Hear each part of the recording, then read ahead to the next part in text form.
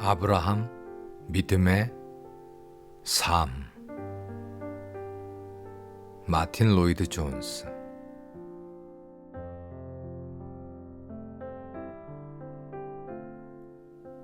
아브라함이 어떻게 부르심을 받았는지 보십시오. 너는 너희 고향과 친척과 아버지의 집을 떠나.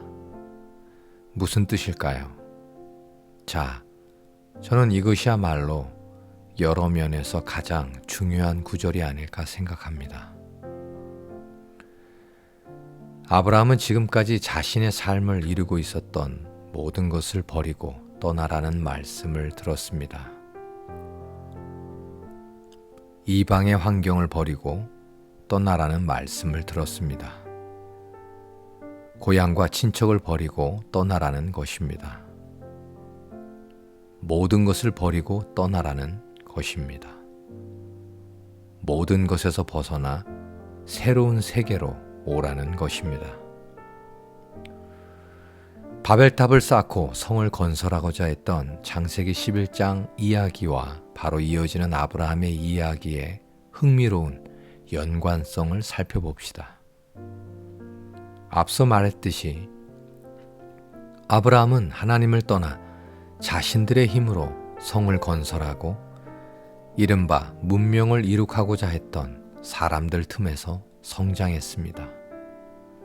우리의 이름을 내고 라는 말이 특히 강조하는 바를 생각해 보십시오. 그들은 벽돌을 굽고 역청을 이어붙여 영구히 무너지지 않는 성을 세우고자 했습니다. 세상의 털을 잡고 살고자 했습니다. 하나님은 고려의 대상이 아니었습니다. 필요한 존재가 아니었습니다. 그들은 자족적인 도시의 삶을 살면서 자신들의 이름을 창대케 할 계획을 세웠습니다. 그런데 아브라함은 그런 삶을 완전히 버리고 떠날 것을 요구받았습니다.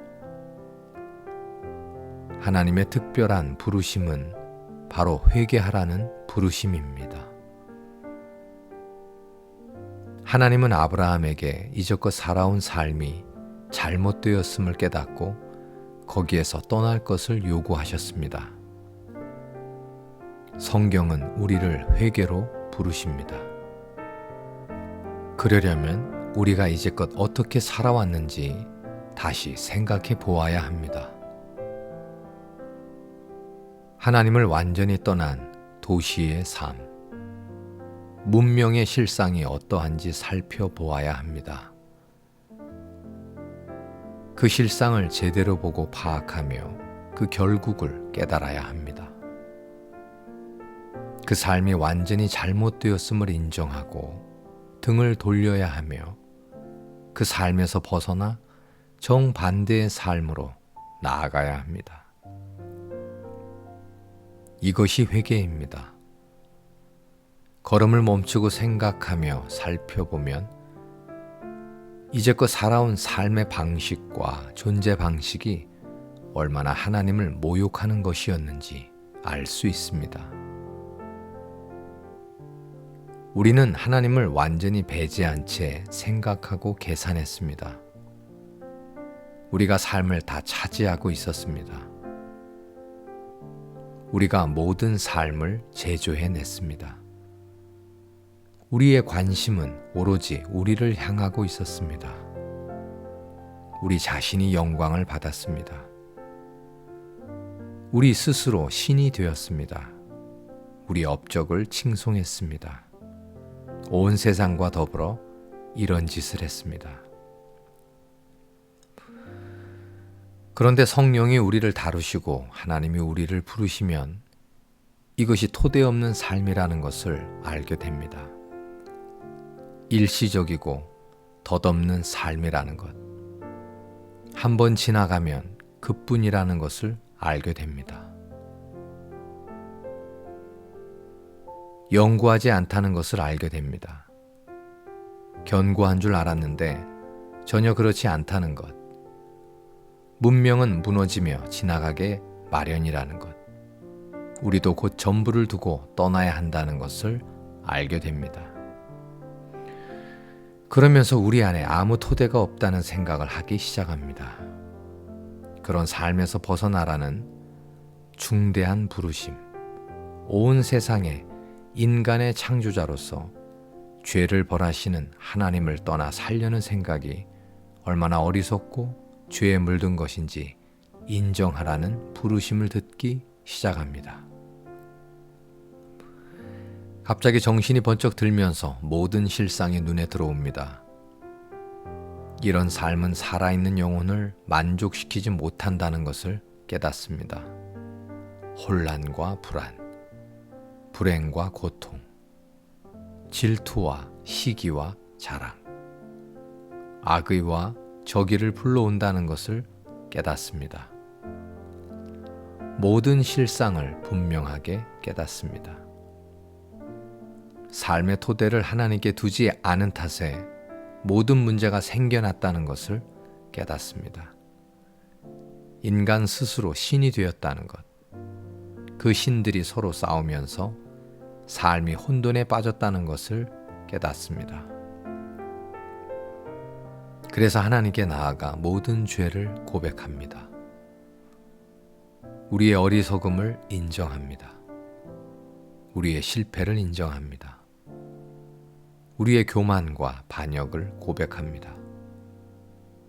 우리가 벌받아 마땅한 사람이라는 것, 성경을 주셨는데도 무시하고 이렇게 살아왔다는 것을 인정합니다.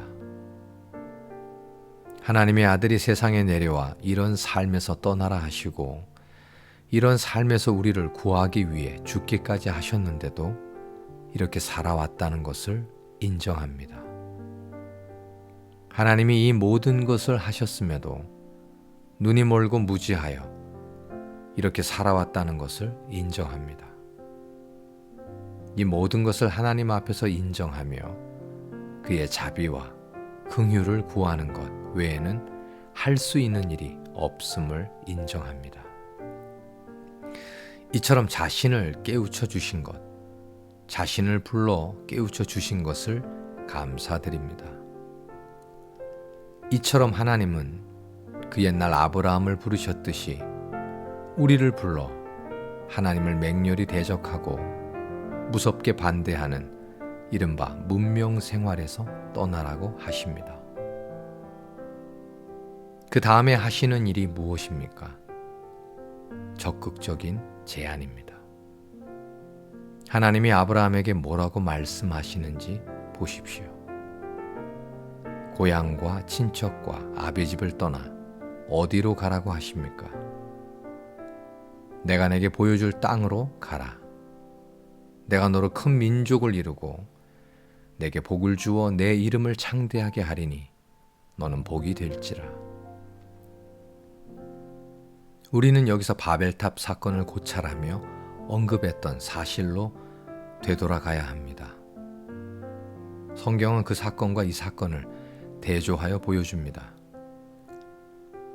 한편에는 자신들의 이름을 창대케 하려고 스스로 짓는 성이 있습니다. 그리고 다른 한편에는 하나님의 계획과 제안이 있습니다.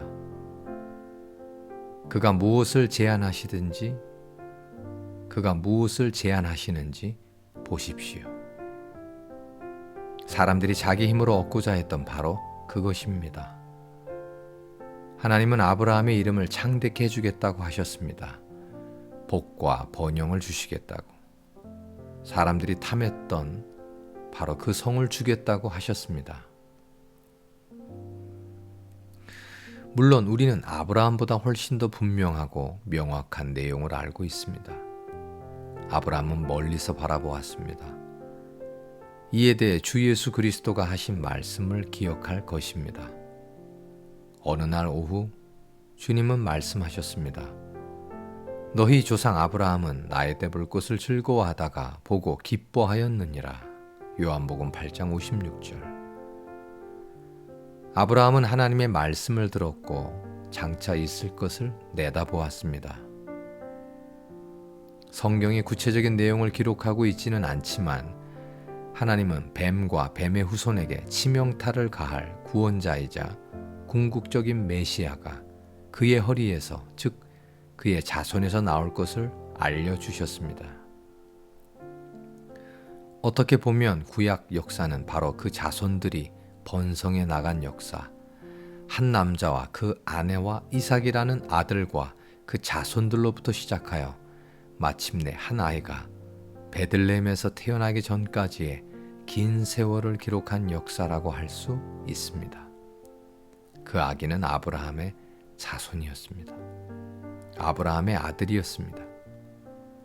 하나님이 아브라함에게 바라보았던 약속은 이렇게 성취되었습니다. 아브라함이 내다본 일이 또 한 가지 있습니다. 하나님이 언약의 아들 이삭을 번제로 바치라 하셨던 일을 기억하실 것입니다. 창세기 22장. 아브라함이 손을 들어 아들을 치려하는 순간 하나님이 그를 막으시며 제물로 쓸 양을 이미 준비해 놓았다고 하셨습니다. 거기에서 아브라함은 하나님이 자신에게 명령하셨다가 막으신 이 일을 자신의 후손으로 육신을 입고 올 또 다른 아들에게 친히 행하심으로써 구원을 이루실 것을 희미하게나마 내다보았습니다. 다시 말해서 하나님의 이 제안에는 복음의 제안까지 포함되어 있었던 것입니다. 이미 말했듯이 하나님은 성령으로 우리를 찾아와 마음의 파문을 일으키시고 죄를 깨우치십니다.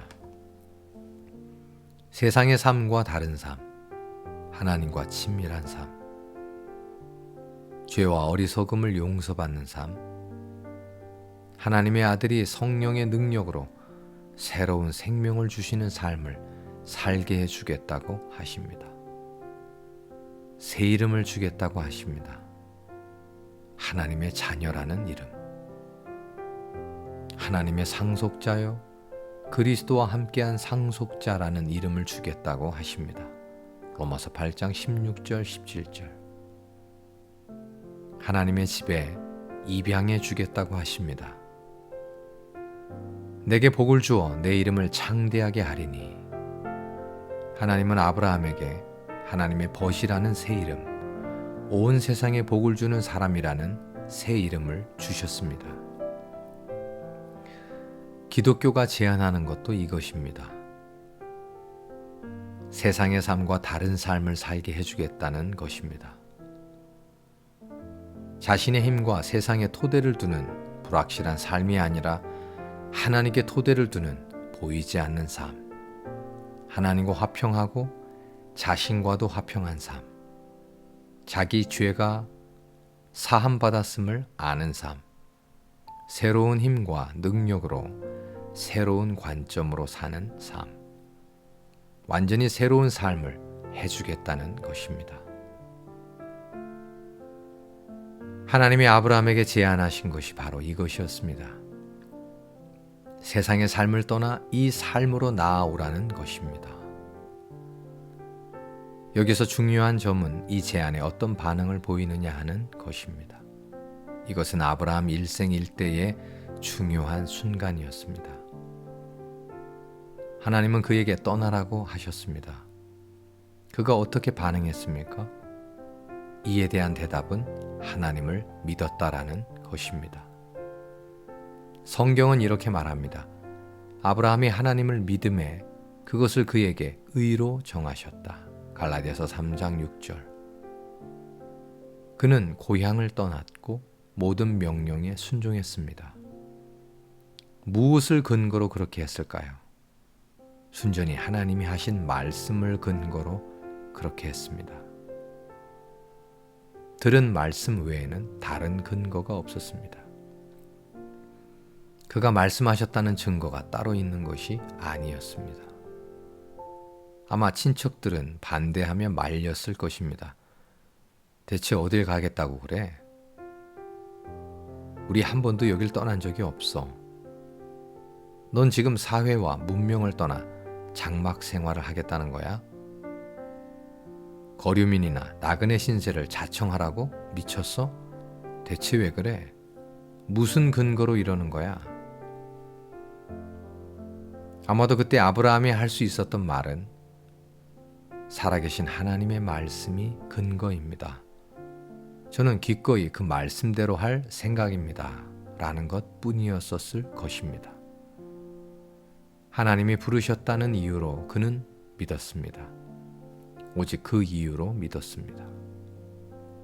말씀을 믿는 것이 믿음입니다. 세상의 삶과 다른 삶에 대해 해주신 말씀을 믿는 것이 믿음입니다. 내 인생관은 어떻게 형성되었습니까? 신문으로 형성되었습니까? 성경으로 형성되었습니까? 여러분은 세상과 세상의 체제에 대해 어떤 생각을 가지고 있습니까? 세상이 하나님을 떠나 그 진노 아래 있으며 곧 멸망한다는 사실을 알고 있습니까? 아브라함은 이에 대해 하나님이 해주신 말씀을 믿었습니다. 하나님은 그렇게 믿는 순간 세상의 삶과 다른 삶을 시작할 수 있다고 하셨습니다. 세상에서는 장막에서 자식들과 함께 거류민으로 살겠지만 그럼에도 하나님을 향해 계속 나아갈 것이라고 하셨습니다. 하나님과 바른 관계를 맺을 것이라고 하셨습니다. 하나님이 친히 복을 주겠다고 하셨습니다. 번영을 주겠다고 하셨습니다. 아브라함은 이 말씀밖에 내세울 것이 없었습니다. 대체 이 말씀을 믿어야 합니까? 믿지 말아야 합니까? 믿음은 하나님이 말씀하셨으니 믿는다라고 말하는 것입니다. 아브라함은 하나님을 믿었습니다. 우리의 문제는 아브라함처럼 하나님을 믿느냐 하는 것입니다. 복음은 아주 간단하게 말합니다. 하나님이 세상을 이처럼 사랑하사 독생자를 주셨으니 이는 그를 믿는 자마다 멸망하지 않고 영생을 얻게 하려 하심이라 라는 말씀을 믿으라는 것입니다. 요한복음 3장 16절.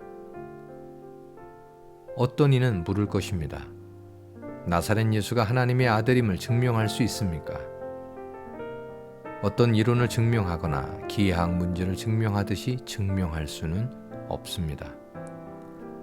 그러나 예수가 누구인지 설명하고 제시해주는 하나님의 말씀은 있습니다. 그는 하나님의 아들이자 사람의 아들입니다. 하나님의 말씀인 성경이 그렇게 말하고 있습니다. 저는 그 말을 믿습니다. 성경은 모든 것을 버리고 그를 따르며 그에게 자신을 맡기는 사람은 하나님의 복을 받는다고 말합니다. 이 말을 믿는 것이 믿음입니다. 전능하신 하나님이 말씀하셨으니 믿겠다라고 하는 것이 믿음입니다. 그저 하나님을 믿는 것이 믿음입니다. 사람들은 이른바 과학적인 이의를 제기합니다. 기적이 이해되지 않는다고 반발합니다. 그것은 믿음이 아닙니다. 믿고 나면 불합리할 것이 없습니다. 믿고 나면 이치가 보이기 시작합니다. 모든 의문이 절로 풀리는데 경탄하게 됩니다. 그러나 처음에는 하나님의 말씀밖에 없습니다. 아브라함은 그 말씀대로 했습니다. 믿음, 곧 신앙은 순종하는 것입니다. 순종은 당연히 믿음의 핵심 요소입니다. 성경은 굉장한 표현으로 이 점을 지적하고 있습니다. 이에 아브라함이 여호와의 말씀을 따라갔고 창세기 12장 4절. 아브라함은 하나님의 말씀대로 행동했습니다. 그 말씀을 믿고 떠났습니다. 저는 이것이 성경에서 가장 멋진 말씀 중 하나라고 생각합니다. 히브리서 11장은 또 어떻게 표현하고 있습니까? 갈 바를 알지 못하고 나아갔으며 8절. 어디로 가야 할지 모르면서도 갔다는 것입니다. 이와 관련하여 300년 전에 한 청교도가 한 말이 있는데 저는 그 말이 참 마음에 듭니다. 아브라함은 어디로 가는지 몰랐지만 누구와 가는지는 분명히 알았다. 이것이 믿음의 핵심 본질입니다. 믿음은 주 예수 그리스도께 모든 것을 걸고 맡기는 것입니다.